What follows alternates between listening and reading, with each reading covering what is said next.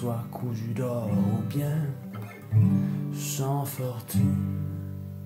Il ne faut pas fermer son cœur à l'étranger voyageur.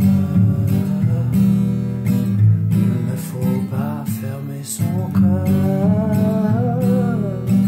à l'étranger voyageur.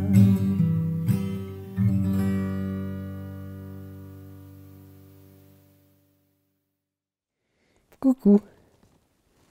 Salut. Aujourd'hui, le sujet, c'est comment, quand on est nomade ou quand on ne l'est pas nécessairement, vivre de manière plus ou moins sédentaire tout en ne payant pas de loyer. La première raison pourquoi on vit en van en général, une des raisons en tout cas principales, c'est pour éviter ce coût incroyable qui est le loyer aujourd'hui. Le loyer, c'est pour la plupart au moins la moitié de leur salaire, parfois plus. Moi, je pensais que je m'abrogerais de ça en vivant en van et je suis un peu devenu addict à ne plus payer de loyer parce que c'est comme ça que je peux, en ayant un petit revenu, un faible revenu, continuer à vivre de façon très riche, entre guillemets. Et une de ces manières-là, c'est de faire du house-sitting, ça s'appelle. Alors le house-sitting, le principe c'est simple, c'est des gens partent en vacances et ils ont des animaux ou pas nécessairement. Et ils laissent leur maison et ils cherchent quelqu'un pour s'en occuper.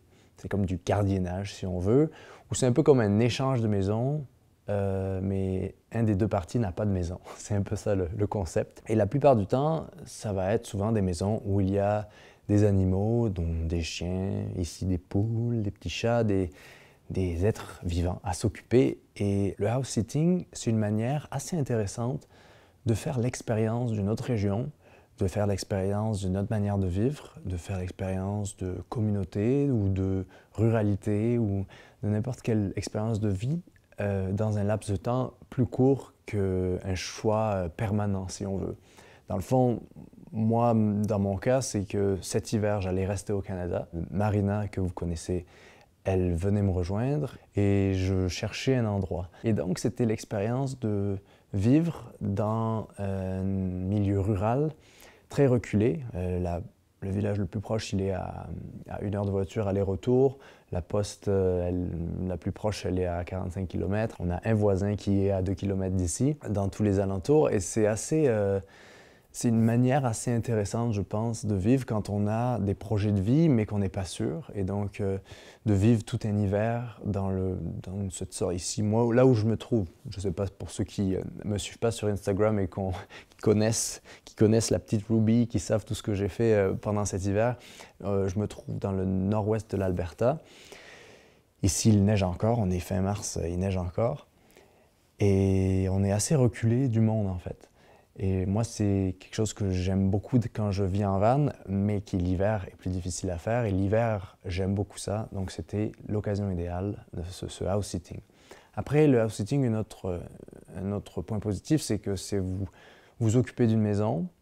Les gens ne sont pas là, donc vous pouvez faire ce que vous voulez plus ou moins, tout en prenant soin de la maison. De dire ça comme ça paraît un peu comme trop parfait, en fait. C'est un peu comme trop idéal, mais je dirais qu'il y a quand même quelques petits points négatifs à tout ça. D'abord, c'est très difficile au début de trouver à long terme, de trouver du house-sitting à long terme. C'est assez difficile sans référence. Si vous n'avez pas des références sur tous les sites de house-sitting, on avait un house-sitting qui était prévu en Ontario et au dernier moment, à la dernière minute, la personne, elle a tout annulé alors qu'on parlait depuis 1 mois avec. Et donc, c'est un peu les dangers du house-sitting, si on veut. On a dû trouver une autre maison et finalement on en a trouvé 2, d'abord à Lac-la-Biche qui est dans le nord de l'Alberta et pendant 1 mois et finalement ici pendant les 3 derniers mois et quelques qu'on a passé, donc tout l'hiver dans le fond. Et on ne pouvait pas deviner les événements qui s'en suivraient, donc là on va voir ce qu'on fait pour la suite, sachant qu'on est en pleine crise internationale si on veut. Donc c'est un peu délicat d'être nomade dans cette période-là, mais en tout cas, le house-sitting, un point positif, c'est vraiment ça, c'est de pouvoir faire l'expérience de la vie comme vous l'aimeriez, parce que moi, vous le savez, en parallèle de la vie en van, je cherche aussi un projet de vivre proche de la terre, d'avoir une terre quelque part quand un jour je le pourrai. Un des points négatifs, par contre, c'est que On oublie vite après plusieurs mois que ces animaux, là ici j'ai des poules, d'avoir des œufs tous les jours, moi c'est mon rêve. Ces animaux, ces endroits, les gens que vous allez rencontrer, c'est pas votre maison, c'est pas vos animaux, donc à un moment il va falloir quitter. Et c'est très difficile, nous on va bientôt quitter, et oui. C'est assez difficile de quitter chaque fois. Donc ça fait apprendre à dire des adieux. Hein. Dans le livre, le recueil collectif sur les routes de nos vies, vous pouvez voir la vidéo qui explique qu'est-ce que ce livre est. J'en ai parlé la semaine dernière. Il y a quelqu'un qui disait ça, hein, que quand on est nomade, on apprend à dire adieu beaucoup plus souvent. Et c'est quelque chose qui est assez attristant et qui est assez difficile, hein, surtout quand on a passé du temps de qualité avec des êtres vivants, qu'ils soient humains ou petits animaux. En ce moment, j'ai un paillasson en dessous de moi. Et un autre truc qui est assez intéressant, c'est que ça permet d'être libre de ses journées. Donc moi, pendant cet hiver, j'ai pu faire ce recueil dont je viens de parler. J'ai aussi appris tout ce qui avait rapport avec les levures sauvages, notamment le levain et la kombucha, mais surtout le pain au levain. J'ai appris à faire du pain au levain et maintenant je dois dire que je suis assez fier de mes pains au levain.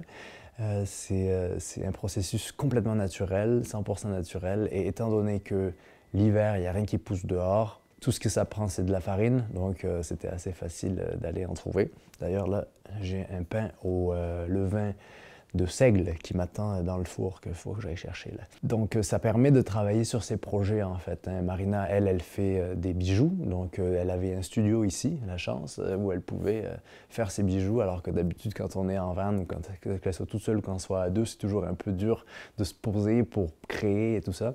Donc c'est vraiment un point positif du house sitting, ça, cette manière, cette possibilité de se poser, que ce soit pour 2 semaines ou pour 4 mois. Je pense que dans les prochains mois, les gens, pour ceux qui veulent essayer le house sitting, je pense pas qu'il y a trop de gens qui vont partir de chez eux, donc il y aura peut-être moins d'opportunités de house sitting pour ceux qui découvrent ça avec moi aujourd'hui.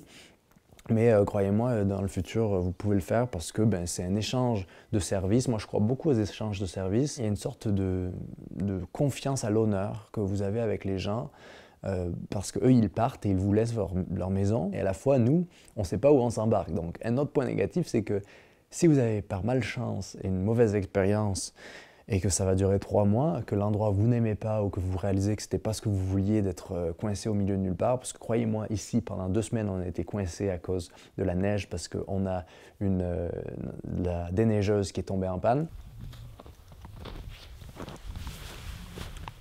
La réalité de vivre à la campagne au Canada, c'est aussi que on n'a pas de déneigeuse de la ville qui va nous aider pour sortir de chez nous, donc il faut le faire soi-même.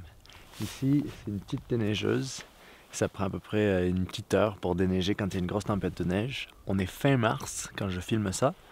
Et on a peut-être notre dernière grosse tempête de neige. C'est assez fou. En fait, il a neigé sans cesse depuis un jour, une journée entière. Et là, on est le lendemain, donc temps de déneiger.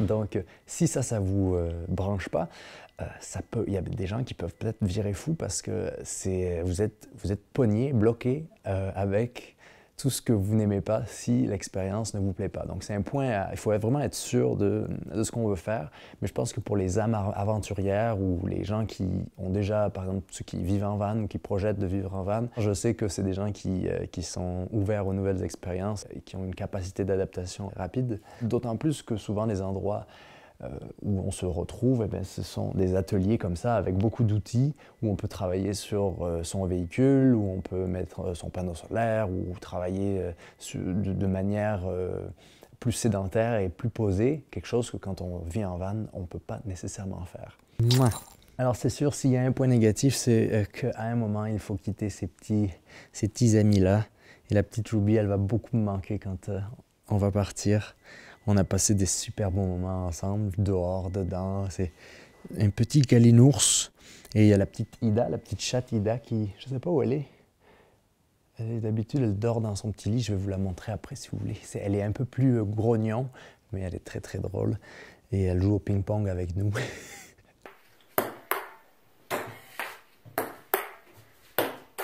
Je voulais vraiment vous parler de cette opportunité-là que vous pouvez avoir en tant que nomade sur la route, parce que c'est une manière, eh bien, parfois de vous sauver d'un petit pépin mécanique, par exemple, si vous vous trouvez sur la route au dépourvu et que pendant quelques mois, vous devez rester à un endroit ou que vous voulez aller à un endroit pendant l'hiver, par exemple, si vous vous retrouvez dans un pays froid et que vous ne pouvez pas aller dans un pays plus chaud.